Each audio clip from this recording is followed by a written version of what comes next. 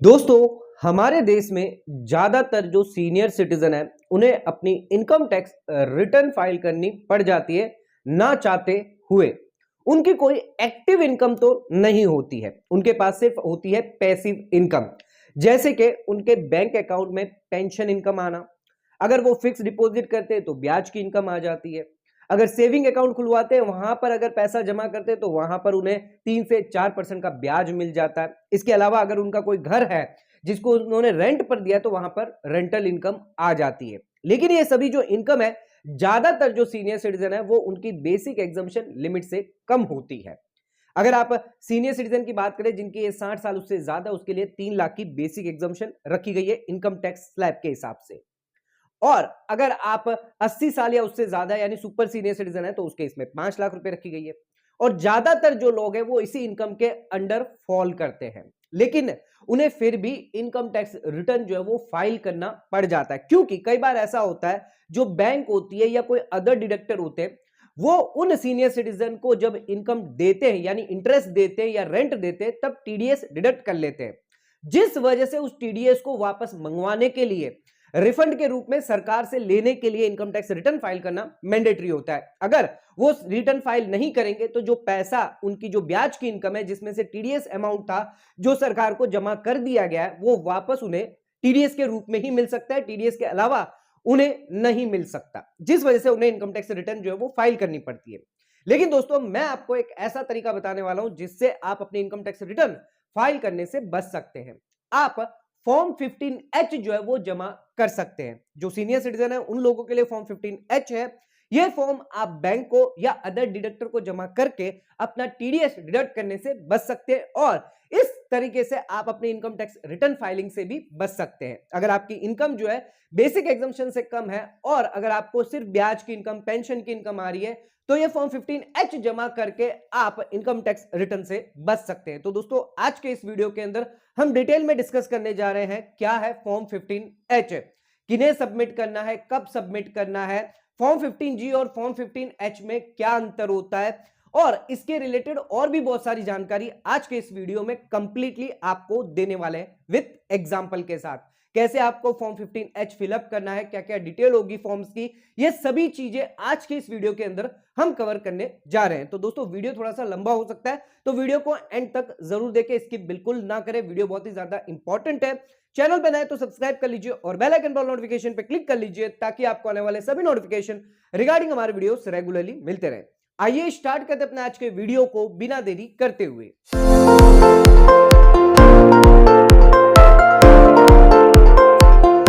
तो दोस्तों, आइए स्टार्ट करते अपने आज के वीडियो को और सबसे पहले यह जानते हैं क्या है फॉर्म 15H, किन्हें जमा करना होता है। फॉर्म 15H एक सेल्फ डिक्लेरेशन फॉर्म है। अगर आप एक रेसिडेंट इंडिविजुअल है यानी सीनियर सिटीजन है जिसकी एज 60 साल या उससे ज्यादा है तो उस केस में यह फॉर्म आप जमा कर सकते हैं किसी भी फाइनेंशियल इंस्टीट्यूशन को, जैसे कि बैंक हो गई, पोस्ट ऑफिस हो गई, और अपनी टीडीएस लायबिलिटी को बचाने के लिए। अगर आपने बैंक में फिक्स डिपॉजिट करी है तो आपकी इंटरेस्ट इनकम अगर आ रही है तो उस इंटरेस्ट इनकम पर आप पर टीडीएस की लायबिलिटी आती है, लिमिट से ज्यादा क्रॉस हो जाती है अगर, तो उस केस में बैंक आपका टीडीएस डिडक्ट करती है। तो उससे बचने के लिए आपको यह फॉर्म जमा करना होगा। आपके पास एक वैलिड पैन नंबर होना चाहिए और इसी के साथ एक इंपॉर्टेंट चीज और ध्यान रखिएगा, आपकी जो टोटल लायबिलिटी है वो नील होनी चाहिए, वो टैक्स एग्जम्पशन लिमिट से ज्यादा नहीं होनी चाहिए, यानी बेसिक एग्जम्पशन लिमिट से ज्यादा क्रॉस नहीं करनी चाहिए, 3 लाख और 5 लाख से ज्यादा नहीं होनी चाहिए। आइए इसी के साथ हम ये भी जान लेते हैं फॉर्म 15G किन्हें फाइल करना होता है, यानी फॉर्म 15G क्या है। फॉर्म 15H तो हमने समझ लिया सीनियर सिटीजन के लिए, लेकिन अगर बात करें फॉर्म 15G की तो अगर आप एक रेसिडेंट इंडिविजुअल है जिनकी एज 60 साल उससे कम है, 60 साल से कम है तब आपको फॉर्म 15G जमा करना है, ना कि H। 60 साल से ज्यादा है तब आपको फॉर्म 15H जमा करना होगा। इंडिविजुअल के अलावा अगर आप एचयूएफ है, ट्रस्ट है या कोई अदर पर्सन है अदर देन कंपनी और फर्म के अलावा कोई भी जो है वो फॉर्म 15G जमा कर सकता है। फॉर्म 15G के लिए भी सेम कंडीशन है कि आपकी टैक्स लायबिलिटी नील होनी चाहिए, पैन कार्ड होना चाहिए वैलिड। लेकिन एक इंपॉर्टेंट जो डिफरेंस है फॉर्म 15G और H में वो ये है कि आपकी जो इंटरेस्ट इनकम होगी एफडी से फॉर्म 15G के केस के अंदर वो आपकी बेसिक एग्जम्पशन लिमिट से क्रॉस नहीं करनी चाहिए। ऐसी कोई कंडीशन नहीं है फॉर्म 15H के लिए, यानी सीनियर सिटीजन वालों के लिए ऐसी कोई कंडीशन नहीं है। यानी सीनियर सिटीजन के केस में अगर इंटरेस्ट इनकम एफडी से बेसिक एग्जम्पशन लिमिट से क्रॉस कर जाती है तो भी वो फॉर्म 15H जमा कर सकते हैं। आगे हम एग्जांपल के थ्रू समझेंगे। लेकिन फॉर्म 15G के अंदर अगर एफडी से ज्यादा इनकम क्रॉस हो जाती है, यानी एफडी की इनकम बेसिक एग्जम्पशन लिमिट से क्रॉस हो जाती है, तो उस केस में फॉर्म 15G जो है वो अलाउ नहीं किया जाएगा। दोस्तों आइए अब जानते हैं कब हमें सबमिट करना होता है फॉर्म 15H। यानी जो फाइनेंशियल इंस्टीट्यूशन है, चाहे वो बैंक हो, पोस्ट ऑफिस हो, अगर आपका जो टेनेंट है आपका टीडीएस डिडक्ट कर रहा है तो उन्हें कब सबमिट करना है, किस समय सबमिट करना है? क्या at the end of the period यानी मार्च के महीने में हमें सबमिट करना है, क्या मिडल ऑफ द पीरियड में सबमिट करना है, या बिगिनिंग ऑफ द पीरियड में सबमिट करना है? आइए जानते हैं। तो दोस्तों फॉर्म 15H जो है वो आपको हर साल जो है वो सबमिट करना होगा। जो भी फाइनेंशियल इंस्टीट्यूशन है जहां पर आपने फिक्स डिपॉजिट करवाई है, सेविंग अकाउंट अगर आपका है, या फिर अगर आपने कोई आरडी अकाउंट खुलवाया है, अगर आपका कोई टेनेंट है जहां पर आपको रेंटल इनकम आ रही है, तो उस केस में आपको हर साल जो है ये फॉर्म जमा करना होगा फॉर्म 15H। ऐसा नहीं है कि एक साल आपने किया और दूसरे साल आप नहीं करेंगे, तो उस केस में अगर जिस साल आपने नहीं किया तो उस केस में आपका जो टीडीएस है वो डिडक्ट हो सकता है। ये प्रिजम्पशन नहीं किया जा सकता कि एक बार आपने अगर फॉर्म जमा कर दिया तो ये लाइफ टाइम के लिए आपके लिए एप्लीकेबल रहेगा, ऐसा नहीं होगा। हर साल आपको जो है फॉर्म जमा करना है, लेकिन किस समय करना है? तो ज्यादातर जो प्रेफर किया जाता है वो है बिगिनिंग ऑफ द पीरियड, यानी अप्रैल के महीने में ही आप जो है ये फॉर्म जमा कर दें। अगर आप ऐसा नहीं करते तो उस केस में ध्यान रखिएगा, बैंक जो है वो क्वार्टर वाइज टीडीएस डिडक्ट करती है। साल में 4 क्वार्टर होते हैं, तो हर क्वार्टर वाइज जो है बैंक टीडीएस डिडक्ट करती है और सरकार को जमा कर देती है। तो पहले क्वार्टर यानी अप्रैल में, जून में समझ लीजिए आपने जो है फॉर्म जमा नहीं किया है, तो उस केस में आपका टीडीएस डिडक्ट हो जाएगा। तो एक बार अगर आपका टीडीएस बैंक डिडक्ट कर लेती है तो वो वापस आपको वापस बैंक द्वारा नहीं दिया जाएगा, वो सरकार को चला जाएगा और सरकार से आपको लेना होगा इनकम टैक्स रिटर्न फाइल करके। तो ध्यान रखिएगा, अगर क्वार्टर 1 में आपका टीडीएस डिडक्ट हो चुका है तो उस केस में आप क्वार्टर 2 में ये फॉर्म जमा कर दें, ताकि आगे से जो नेक्स्ट क्वार्टर होंगे उसमें जो है बैंक आपका टीडीएस डिडक्ट ना करे। इससे आप टीडीएस डिडक्ट करवाने से बच सकते हैं अगर फॉर्म 15H जमा कर देते हैं। ध्यान रखिएगा, फॉर्म 15H आपको तब जमा करना है जब आपकी टोटल इनकम इंक्लूडिंग जो भी इंटरेस्ट इनकम है वो बेसिक एग्जम्पशन लिमिट से कम है, यानी 3 लाख और 5 lakh in case super senior citizen से कम है, तभी ये फॉर्म आप जमा कर सकते हैं। अगर आपको ब्याज की इनकम आ रही है तो उस केस में 50,000 से ज्यादा अगर आपकी ब्याज की इनकम हो रही है लेकिन बेसिक एग्जम्पशन लिमिट से कम है, तब ये फॉर्म आप जमा कर सकते हैं। बैंक को या पोस्ट ऑफिस को या जो भी इंस्टीट्यूशन है, जो भी आपके डिडक्टर है, उस केस में आपका टीडीएस जो है वो डिडक्ट नहीं होगा। आइए बात करते हैं कि अगर आपने गलती से ये फॉर्म जमा करना रह गए तो उस केस में आपको क्या करना है। दोस्तों अगर आप भूल जाते हैं फॉर्म 15H जमा करना बैंक को या फिर अपने डिडक्टर को, तो उस केस में जो भी बैंक होगा, जो भी डिडक्टर है, वो तो ऑन टाइम अपना टीडीएस जो है वो आपका डिडक्ट कर लेगी और सरकार को जमा कर देगी। अब आप उस बैंक में कितनी भी रिक्वेस्ट करें, आपका वापस टीडीएस नहीं आने वाला है, तो उसके लिए आपको इनकम टैक्स रिटर्न जो है वो फाइल करनी पड़ेगी। तो यहां पर अगर आप फॉर्म 15H जमा नहीं करते तो इनकम टैक्स रिटर्न की लायबिलिटी आ जाती है, क्योंकि आपका टीडीएस डिडक्ट हो चुका है और एक बार टीडीएस डिडक्ट हो जाता है वो वापस बैंक आपको नहीं करती है।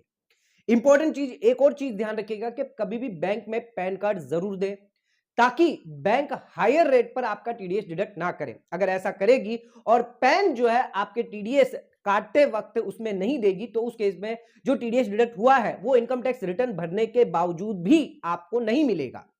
क्योंकि अगर आप पैन नहीं देते हैं बैंक के अंदर जहां पर आपने बैंक में फिक्स डिपॉजिट करवाई है, तो उस केस में बैंक आपका 20% की रेट पर टीडीएस डिडक्ट कर लेगी।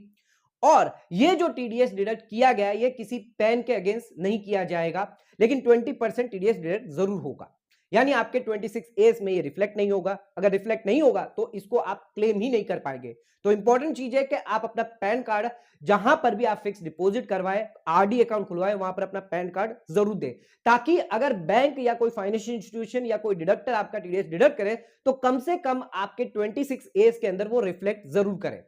अब टीडीएस डिडक्ट करने के बाद आपको इनकम टैक्स रिटर्न जो है वही एक रास्ता है, वही फाइल करके आप अपना टीडीएस जो है वो मंगवा सकते हैं। हालांकि इसमें कुछ समय लग सकता है, साल भर का पीरियड लग सकता है, क्योंकि अगर 23-24 की बात करें तो 23-24 के अंदर अगर आपने फॉर्म नहीं जमा कराया तो उसकी जो ड्यू डेट होगी नॉन ऑडिट केस की वो 31 जुलाई है।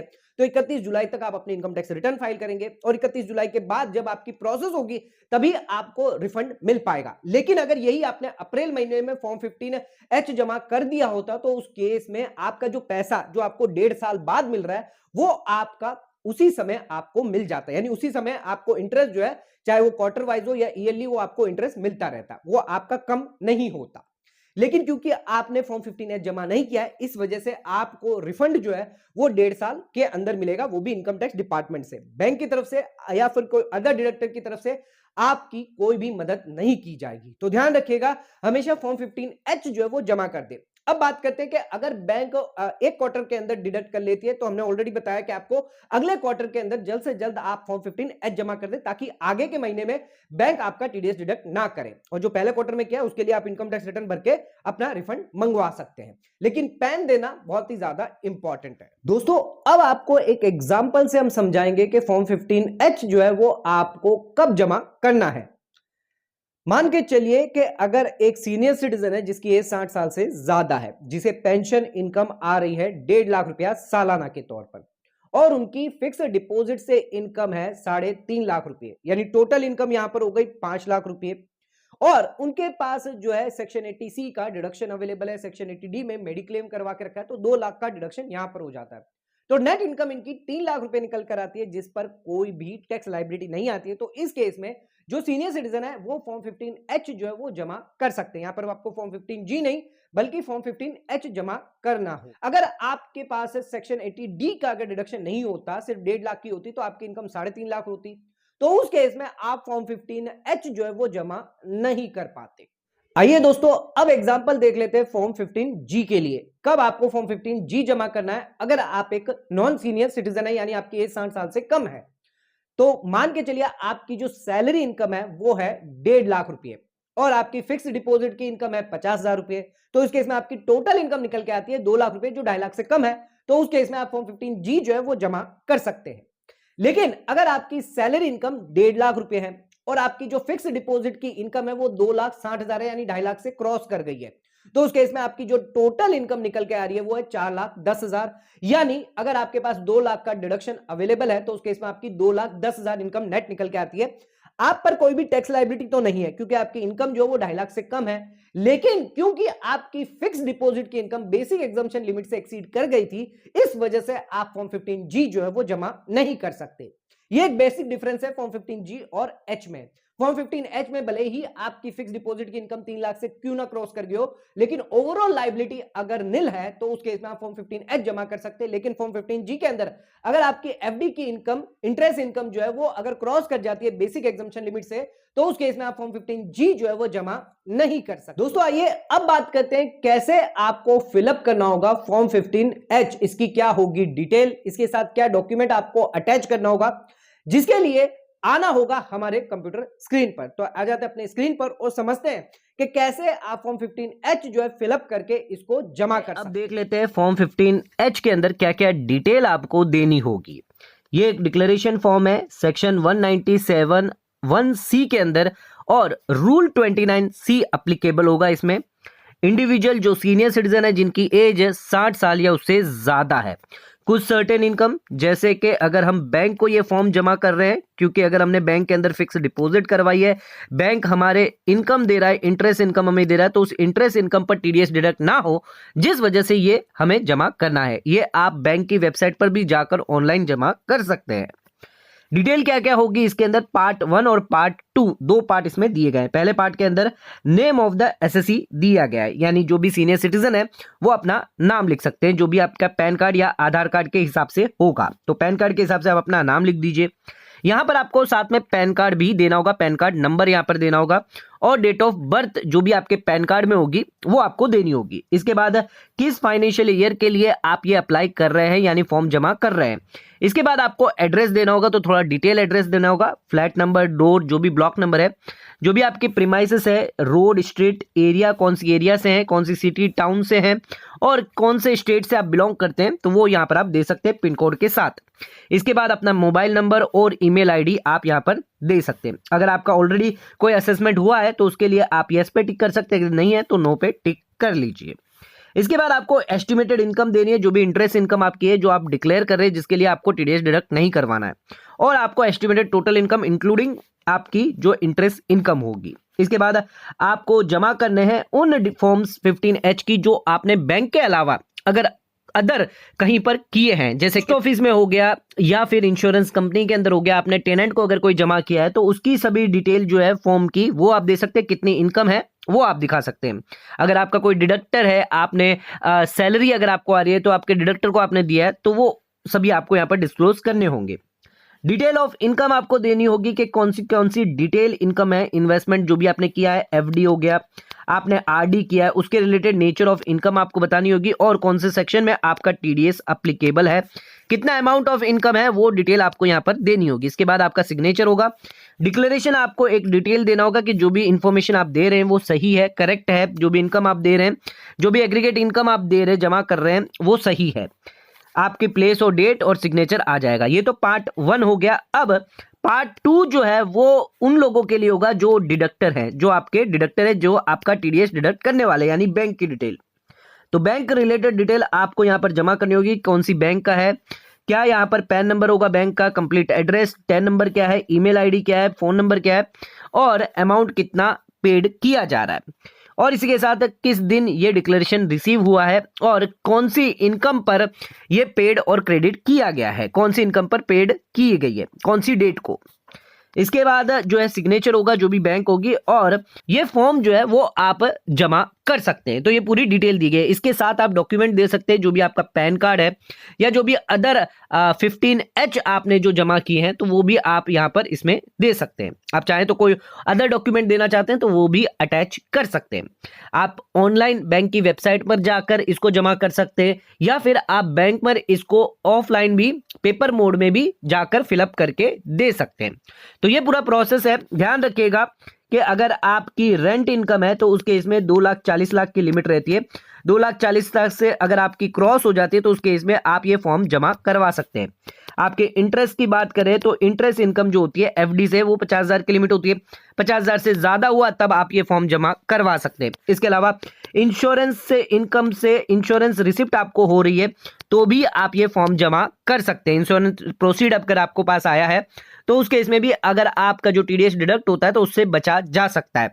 इसके अलावा कोई अदर इंटरेस्ट है या कमीशन है तो उसके लिए भी आप 15,000 से ज्यादा का कमीशन अगर आपको मिल रहा है तो उसके लिए भी आप फॉर्म जमा कर सकते हैं। तो जो भी टीडीएस एप्लीकेबिलिटी है वहां पर आपको ध्यान रखना है कि अगर आपका टीडीएस डिडक्ट हो रहा है तो वहां पर आप जमा कर सकते हैं, लेकिन ध्यान रखिएगा टोटल इनकम जो है वो आपकी नील होनी चाहिए, यानी 3 लाख से कम होनी चाहिए, तभी ये फॉर्म आपके लिए एप्लीकेबल होगा। 3 लाख से ज्यादा अगर इनकम क्रॉस हो जाती है तो उसके इसमें आप ये फॉर्म जमा नहीं कर सकते। तो दोस्तों आज के हमारे इस वीडियो के अंदर हमने आपको डिटेल जानकारी दी है फॉर्म 15H के रिगार्डिंग कि क्या होता है फॉर्म 15H, कब इसे जमा करना होता है, कैसे इसे जमा करना होता है, विथ एग्जांपल के साथ आपको डिटेल में समझाया है। इसके अलावा भी अगर आपके कोई डाउट है, क्वेरी है तो नीचे कमेंट करके आप हमें पूछ सकते हैं। दोस्तों आज का वीडियो यहीं खत्म करते हैं। वीडियो पसंद आया हो तो चैनल को सब्सक्राइब और ज्यादा से ज्यादा इसको शेयर करें ताकि और लोगों तक ये नॉलेज पहुंच सके। वीडियो को यहीं समाप्त करते हैं। धन्यवाद।